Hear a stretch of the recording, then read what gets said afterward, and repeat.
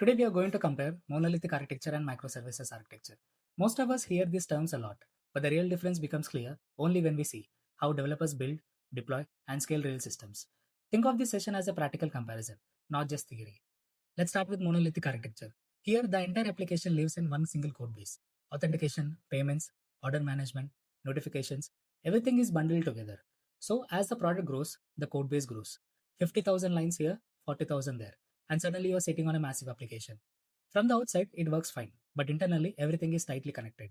Now, let's talk about data. In a monolith, all components talk to the same database. Auth tables, payment records, orders, logs, everything sits together. This makes development easy at the beginning, but there is a catch. If the database goes down, the entire system goes down.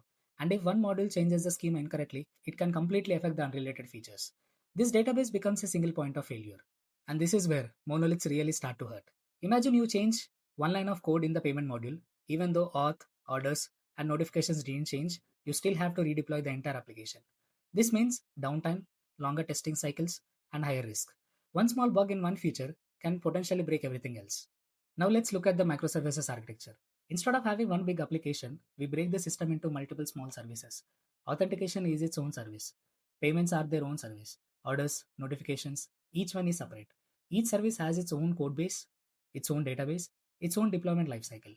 They communicate with each other using APIs or events. Let's understand in this way.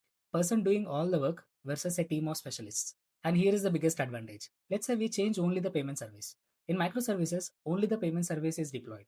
The other services keep running. There is no downtime for the whole system. This means faster releases, smaller blast radius, and much safer deployments. Teams can move independently without blocking each other. So now, what is the real difference? In a monolithic architecture, you have only one code base, one database, one deployment, and you deploy everything every time.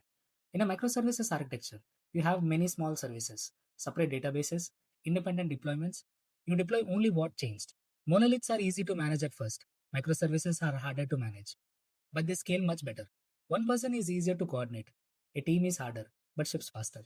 So which architecture should you choose? If you're a startup or building an MVP, monolithic architecture is often the right choice.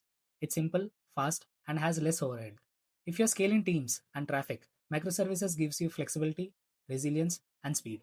There is no universal right answer. What matters is your team size, product stage, and scale requirements. So, what does your company use? And more importantly, why? Tell me your experiences in the comment section. And also, give a like, share, and subscribe to this channel. Thank you.